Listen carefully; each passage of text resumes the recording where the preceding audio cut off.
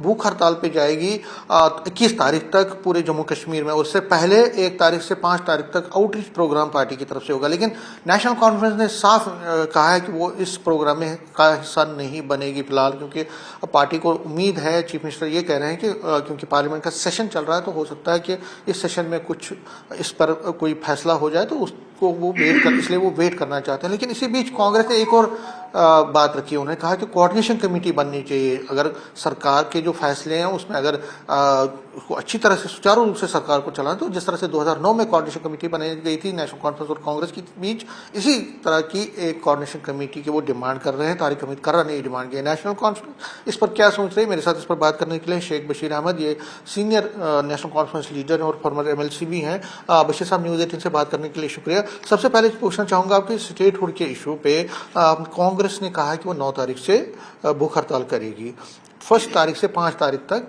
Outreach programme होगा, तो आप क्यों नहीं, क्योंकि उमर साहब ने भी ये कहा कि हम इसका हिस्सा नहीं बने, आप क्यों मानते हैं, कांग्रेस ही कहती है कि अगर वो आना चाहते हैं तो उससे तो हमें बल मिलेगा, आप क्यों नहीं उनके साथ ज्वाइन करना चाहते? आपका बहुत बहुत शुक्रिया। जम्मू कश्मीर 5 अगस्त 2019 को जब यूटी बना, तो उसी दिन जिस दिन यूटी बना, पार्लियामेंट के अंदर जब बहस हो रही थी, तो होम मिनिस्टर ने कहा कि जल्दी ही स्टेटहुड को रिस्टोर किया जाएगा। उसके बाद बीजेपी के जितने भी लीडर्स हैं, बशमूल प्राइम मिनिस्टर, उन्होंने ये कहा कि हम जनाब पहले डिलिमिटेशन कराएंगे, फिर पार्लियामेंट के चुनाव कराएंगे, उसके बाद करेंगे। डिलिमिटेशन भी हो गया, पार्लियामेंट के चुनाव भी हो गए। उसके बाद कांग्रेस ने कहा जी अब असेंबली के चुनाव कराएंगे तो उसके बाद होगा। और इसी दौरान सुप्रीम कोर्ट के अंदर भी कांग्रेस का ये बीजेपी का स्टैंड रहा कि हम स्टेटहुड रिस्टोर करेंगे। उस वक्त नेशनल कॉन्फ्रेंस पावर में नहीं थी, नेशनल कॉन्फ्रेंस भी जदोजहद कर रही थी, और इलेक्शन के बाद जम्मू कश्मीर के अंदर नेशनल कॉन्फ्रेंस को इसके बावजूद कि बीजेपी नहीं चाहती थी कि जम्मू कश्मीर के अंदर नेशनल कॉन्फ्रेंस की हुकूमत बने, लेकिन जम्मू कश्मीर के लोगों ने बीजेपी को नेशनल कॉन्फ्रेंस को हुकूमत करने का मैंडेट दे दिया। चूंकि दिल्ली में बीजेपी की सरकार है और प्राइम मिनिस्टर के ऊपर भरोसा है कि उन्होंने जो पहली चीज़ें की हैं, जब असेंबली के चुनाव कराए, पार्लियामेंट के चुनाव कराए, डिलिमिटेशन भी कराया, तो अब उम्मीद की जा सकती है कि इसको हम स्टेटहुड भी रिस्टोर करेंगे। इसीलिए हम वो रास्ता इख्तियार नहीं करना चाहते हैं कि सड़कों पे आएँ या प्रोटेस्ट करें, या जिस तरह कांग्रेस ने शुरू किया है।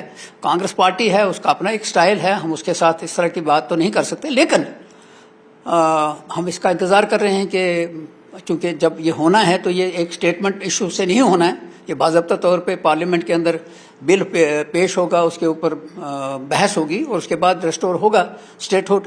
तो हमें उम्मीद है कि बीजेपी अपना वादा पूरा करेगी, प्राइम मिनिस्टर अपना वादा पूरा करेगा, होम मिनिस्टर अपना वादा पूरा करेगा, तो इसलिए शायद हम इसका इंतज़ार कर रहे हैं। मतलब आप अभी कन्फ्रंटेशन नहीं चाहते, आप चाहते हैं कि सरकार डायलॉग के जरिए, या आप चाहते हैं कि वो अपनी तौर से इस पर? अच्छी बात होती है, डेमोक्रेटिक वैल्यूज़ अगर जिंदा रहती हैं। जब जम्मू कश्मीर के अंदर इलेक्टेड गवर्नमेंट नहीं थी तो कहते थे किसके साथ बात करेंगे। अब इलेक्टेड गवर्नमेंट है, यहाँ बाज़ाब्ता रेजोल्यूशन पास करके भेजा गया है, और उनको भी इस बात का पास होना चाहिए कि डेमोक्रेसी में कैसे फैसले करते हैं। हम उसका इंतज़ार करते हैं कि डेमोक्रेटिकली अगर वो अपने आप को समझते हैं कि हम डेमोक्रेट हैं, तो उसका इंतज़ार किया जा सकता है, बजाय इसके कि हम लोगों को सड़कों पर लाएँ। डिमांड जम्मू कश्मीर की लोगों की है, ये नेशनल कॉन्फ्रेंस की डिमांड नहीं है। नेशनल कॉन्फ्रेंस अगर कहती है कि स्टेटहुड रिस्टोर हो, तो नेशनल कॉन्फ्रेंस के लिए नहीं, जम्मू कश्मीर के लोगों के लिए, क्योंकि इश्यूज जो हैं वो स्टेटहुड के जम्मू कश्मीर के बहुत सी जगहों के ऊपर यूटी ही था। एक सवाल जो कल सुनील शर्मा से मैंने जब बात की, लीडर ऑफ अपोजिशन, वो पूछ रहे हैं सवाल आपसे, वो पूछ रहे हैं कि नेशनल कॉन्फ्रेंस से पूछिए कि क्या स्टेटहुड धारा 370 के समेत चाहिए या उसके बगैर चाहिए। अगर उसके बगैर चाहिए तो उसका खुलासा कीजिए, वो तो मिल जाएगा। अगर धारा 370 भी होनी चाहिए तो वो तो मुश्किल है। आपको क्या चाहिए, धारा 370 उसमें हो या ना हो? पहली बात यह है, सुनील शर्मा साहब हादसे के लीडर ऑफ द अपोजिशन है, वो कोई सीनियर सिंसियर आदमी है नहीं, ना ही मैं सीरियस आदमी है। मगर मैं समझता हूं कि चूंकि वो बीजेपी का अपोजिशन लीडर है, उसको ये समझना चाहिए कि 370, पहले उसको समझना चाहिए 370 क्या है। स्टेटहुड जब हम मांग रहे हैं तो हमारा डिमांड 370 रिस्टोर करने का भी है, एजेंडा है, उसके ऊपर भी बाज़ाब्ता स्पेशल स्टेटहुड विद 370 हमने कहा है फुल स्टेटहुड दे दो, और उसमें कोई बुरी बात नहीं है। लेकिन अगर स्टेटहुड मिलता है, स्टेटहुड रिस्टोर होता है, 370 अलग सब्जेक्ट है, फिर उसको स्टेटहुड के साथ हम नहीं जोड़ते। अच्छा, उसको डिस्कनेक्ट हम करते कहते हैं कि नहीं, हमारी डिमांड है, जम्मू कश्मीर के लोगों की डिमांड है, इसलिए कि 370 जम्मू कश्मीर के लोगों के हित में था, खिलाफ नहीं था। और उन्होंने प्रोपागेंडा किया कि जम्मू कश्मीर में 370 की वजह से ये हो गया, वो हो गया, वो गलत कहते हैं। और मैं छोटा सा आदमी हूं, मैं उसके साथ बहस करने के लिए तैयार हूं। अगर 370 नहीं होता तो सुनील जैसे यहाँ कहीं उनका एड्रेस नहीं मिलता। ये 370 की वजह से तो हैं। 370 फिलहाल आप स्टेटहुड चाहते हैं, अगर 370 बाद में वो उसके ऊपर डिस्कशन किया जा सकता है। बहुत सी चीजें हैं तो की जा सकती हैं, क्योंकि जब एक गवर्नमेंट दूसरे के साथ बात करेगी तो डेमोक्रेटिकली है ना, इलेक्टेड गवर्नमेंट करेगी ना, लोगों के नुमाइंदे बात करेंगे ना। तो हम तो ये कहते हैं कि लोगों के नुमाइंदों के साथ बात करो। उमर साहब कौन है? उमर साहब चीफ मिनिस्टर जम्मू कश्मीर है। किसने चुना? लोगों ने चुना या उनकी मेहरबानी से बना? उन्होंने भी इलेक्शन लड़ा, हमने भी इलेक्शन लड़ा, उन्होंने तो कश्मीर में कैंडिडेट ही खड़ा नहीं। एक लास्ट सवाल पूछना चाहता हूं कि कांग्रेस जो है वो कहती है कोऑर्डिनेशन कमेटी बनाई है, जो 2009 में जिस तरह से कोऑर्डिनेशन कमेटी थी उस तरह की तरह पे बनाई है, तो नेशनल कॉन्फ्रेंस को क्या एतराज? उस वक्त जम्मू कश्मीर के अंदर कोऑर्डिनेशन कमेटी इसलिए थी और क्योंकि हम कांग्रेस के साथ कोलिशन में थे। आज अभी हम कांग्रेस के साथ कोलिशन में नहीं है, अगरचे इलेक्शन हमने इकट्ठा लड़ा, लेकिन उसके बाद उन्होंने कुछ शर्तें लगाई हैं जिसकी वजह से वो एक्टिवली पार्टिसिपेट नहीं कर रहे हैं गवर्नमेंट में। तो मुझे लगता है कि मैं उसके लिए छोटा आदमी हूं, लीडरशिप फैसला करेगी क्या करना है। जम्मू कश्मीर 5 अगस्त 2019 को जब यूटी बना, तो उसी दिन, जिस दिन यूटी बना, पार्लियामेंट के अंदर जब बहस हो रही थी तो होम मिनिस्टर ने कहा कि जल्दी ही स्टेटहुड को रिस्टोर किया जाएगा। उसके बाद बीजेपी के जितने भी लीडर्स हैं, बशमूल प्राइम मिनिस्टर, उन्होंने ये कहा कि हम जनाब पहले डिलिमिटेशन कराएंगे, फिर पार्लियामेंट के चुनाव कराएंगे, उसके बाद करेंगे। डिलिमिटेशन भी हो गया, पार्लियामेंट के चुनाव भी हो गए। उसके बाद कांग्रेस ने कहा जी अब असेंबली के चुनाव कराएंगे तो उसके बाद होगा। और इसी दौरान सुप्रीम कोर्ट के अंदर भी कांग्रेस का, ये बीजेपी का स्टैंड रहा कि हम स्टेटहुड रिस्टोर करेंगे। उस वक्त नेशनल कॉन्फ्रेंस पावर में नहीं थी, नेशनल कॉन्फ्रेंस भी जदोजहद कर रही थी।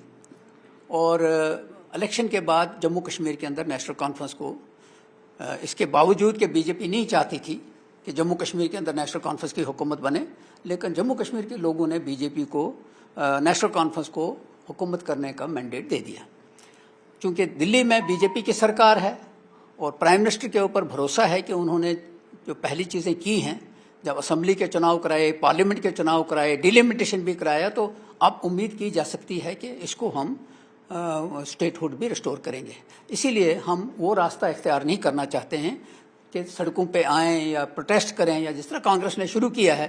कांग्रेस पार्टी है, उसका अपना एक स्टाइल है, हम उसके साथ इस तरह की बात तो नहीं कर सकते। लेकिन हम इसका इंतज़ार कर रहे हैं कि चूँकि जब ये होना है तो ये एक स्टेटमेंट इशू से नहीं होना है, ये बाज़ाब्ता तौर पे पार्लियामेंट के अंदर बिल पेश होगा, उसके ऊपर बहस होगी और उसके बाद रिस्टोर होगा स्टेटहुड। तो हमें उम्मीद है कि बीजेपी अपना वादा पूरा करेगी, प्राइम मिनिस्टर अपना वादा पूरा करेगा, होम मिनिस्टर अपना वादा पूरा करेगा। तो इसलिए शायद हम इसका इंतज़ार कर रहे हैं। मतलब आप अभी कन्फ्रंटेशन नहीं चाहते, आप चाहते हैं कि सरकार डायलॉग के जरिए, या आप चाहते हैं कि वो अपनी तौर से इस पे? अच्छी बात होती है, डेमोक्रेटिक वैल्यूज़ अगर जिंदा रहती हैं। जब जम्मू कश्मीर के अंदर इलेक्टेड गवर्नमेंट नहीं थी तो कहते थे किसके साथ बात करेंगे। अब इलेक्टेड गवर्नमेंट है, यहाँ बाज़ाब्ता रेजोल्यूशन पास करके भेजा गया है और उनको भी इस बात का पास होना चाहिए कि डेमोक्रेसी में कैसे फैसले करते हैं। हम उसका इंतज़ार करते हैं कि डेमोक्रेटिकली अगर वो अपने आप को समझते हैं कि हम डेमोक्रेट हैं तो उसका इंतज़ार किया जा सकता है, बजाय इसके कि हम लोगों को सड़कों पर लाएँ। डिमांड जम्मू कश्मीर की लोगों की है, ये नेशनल कॉन्फ्रेंस की डिमांड नहीं है। नेशनल कॉन्फ्रेंस अगर कहती है कि स्टेटहुड रिस्टोर हो तो नेशनल कॉन्फ्रेंस के लिए नहीं, जम्मू कश्मीर के लोगों के लिए, क्योंकि इश्यूज जो हैं वो स्टेटहुड के जम्मू कश्मीर के बहुत सी जगहों के ऊपर यूटी ही था। एक सवाल जो कल सुनील शर्मा से मैंने जब बात की, लीडर ऑफ अपोजिशन, वो पूछ रहे हैं सवाल आपसे, वो पूछ रहे हैं कि नेशनल कॉन्फ्रेंस से पूछिए कि क्या स्टेटहुड धारा 370 के समेत चाहिए या उसके बगैर चाहिए। अगर उसके बगैर चाहिए तो उसका खुलासा कीजिए, वो तो मिल जाएगा। अगर धारा 370 भी होनी चाहिए, तो वो तो मुश्किल है। आपको क्या चाहिए, धारा 370 उसमें हो या ना हो? पहली बात यह है, सुनील शर्मा साहब हादसे के लीडर ऑफ द अपोजिशन है। वो कोई सीनियर सिंसियर आदमी है नहीं, ना ही मैं सीरियस आदमी है। मगर मैं समझता हूं कि चूंकि वो बीजेपी का अपोजिशन लीडर है, उसको ये समझना चाहिए कि 370 पहले उसको समझना चाहिए 370 क्या है। स्टेटहुड जब हम मांग रहे हैं तो हमारा डिमांड 370 रिस्टोर करने का भी है, एजेंडा है, उसके ऊपर भी बाज़ाब्ता स्पेशल स्टेटहुड विद 370 हमने कहा है फुल स्टेटहुड दे दो, और उसमें कोई बुरी बात नहीं है। लेकिन अगर स्टेटहुड मिलता है, स्टेटहुड रिस्टोर होता है, 370 अलग सब्जेक्ट है, फिर उसको स्टेटहुड के साथ हम नहीं जोड़ते। अच्छा, उसको डिस्कनेक्ट करते कहते हैं कि नहीं, हमारी डिमांड है, जम्मू कश्मीर के लोगों की डिमांड है, इसलिए कि 370 जम्मू कश्मीर के लोगों के हित में था, खिलाफ नहीं था। और उन्होंने प्रोपागेंडा किया कि जम्मू कश्मीर में 370 की वजह से ये हो गया, वो हो गया। वो गलत कहते हैं, और मैं छोटा सा आदमी हूं, मैं उसके साथ बहस करने के लिए तैयार हूं। अगर 370 नहीं होता तो सुनील जैसे यहाँ कहीं उनका एड्रेस नहीं मिलता। ये 370 की वजह से तो है। 370 फिलहाल आप स्टेटहुड चाहते हैं, अगर 370 बाद में वो उसके ऊपर डिस्कशन किया जा सकता है। बहुत सी चीजें हैं तो की जा सकती हैं, क्योंकि जब एक गवर्नमेंट दूसरे के साथ बात करेगी तो डेमोक्रेटिकली है ना, इलेक्टेड गवर्नमेंट करेगी ना, लोगों के नुमाइंदे बात करेंगे ना। तो हम तो ये कहते हैं कि लोगों के नुमाइंदों के साथ बात करो। उमर साहब कौन है? उमर साहब चीफ मिनिस्टर जम्मू कश्मीर है। किसने चुना? लोगों ने चुना, या उनकी मेहरबानी से बना? उन्होंने भी इलेक्शन लड़ा, हमने भी इलेक्शन लड़ा, उन्होंने तो कश्मीर में कैंडिडेट ही खड़ा नहीं। एक लास्ट सवाल पूछना चाहता हूँ कि कांग्रेस जो है वो कहती है कोऑर्डिनेशन कमेटी बनाई है, जो 2009 में जिस तरह से कोऑर्डिनेशन कमेटी थी उस तरह की तर्ज पे बनाई है, तो नेशनल कॉन्फ्रेंस को क्या एतराज? उस वक्त जम्मू कश्मीर के अंदर कोऑर्डिनेशन कमेटी इसलिए थी और क्योंकि हम कांग्रेस के साथ कोलिशन में थे। आज अभी हम कांग्रेस के साथ कोलिशन में नहीं है, अगरचे इलेक्शन हमने इकट्ठा लड़ा, लेकिन उसके बाद उन्होंने कुछ शर्तें लगाई हैं जिसकी वजह से वो एक्टिवली पार्टिसिपेट नहीं कर रहे हैं गवर्नमेंट में। तो मुझे लगता है कि मैं उसके लिए छोटा आदमी हूँ, लीडरशिप फैसला करेगी क्या करना है। न्यूज़ 18 से बात करेंगे। शुक्रिया। कैमरामैन साहिबा के साथ में समीर भट्ट, न्यूज़ 18 जम्मू।